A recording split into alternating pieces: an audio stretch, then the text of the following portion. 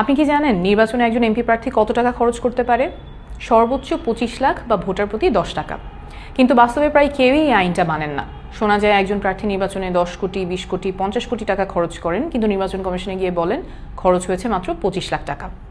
অর্থাৎ প্রায় সকলেরই সংসদে যাওয়ার যাত্রাটা শুরু হয় আইন ভাঙা এবং মিথ্যা বলার মাধ্যমে। এই অসততা ও মিথ্যার রাজনীতি আমি করব না। এনসিপি থেকে আমি ঢাকা 9 আসনে মনোনয়নপ্রাপ্ত হয়েছি এবং আমি প্রতিজ্ঞা করছি আইনে অনুমোদিত টাকার বাইরে একটা টাকাও আমি খরচ করব না। অনেকেই বলেন যে এত অল্প বাজেটে নির্বাচন করা সম্ভব না, আমি বেশি আইডিয়ালিস্টিক, এভাবে নির্বাচন হয় না। কিন্তু নতুন বাংলাদেশ করতে আমাদের এইটাই করতে হবে, এটা করা ছাড়া কোনো বিকল্প নাই।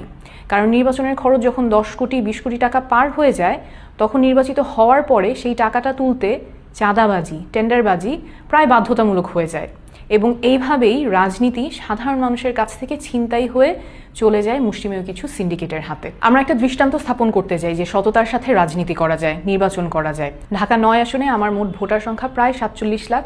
নির্বাচন কমিশনের আইন অনুযায়ী আমি মোট ব্যয় করতে পারবো 46,93,580 টাকা এবং এই টাকাটা আমি আপনাদের কাছ থেকে চাই। নিচে আমার ব্যাংক অ্যাকাউন্ট এবং বিকাশ নাম্বার দিচ্ছি, এগুলো একদম নতুন অ্যাকাউন্ট। কত টাকা আসছে এবং কত টাকা খরচ হচ্ছে সেটা স্বচ্ছভাবে আপনাদের সবার সামনে প্রকাশ করব প্রমাণসহ।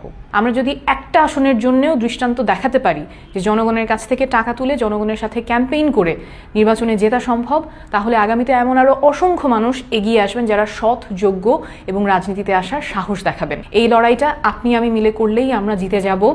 আমি আপনাদের সাহায্যের আশায় থাকব।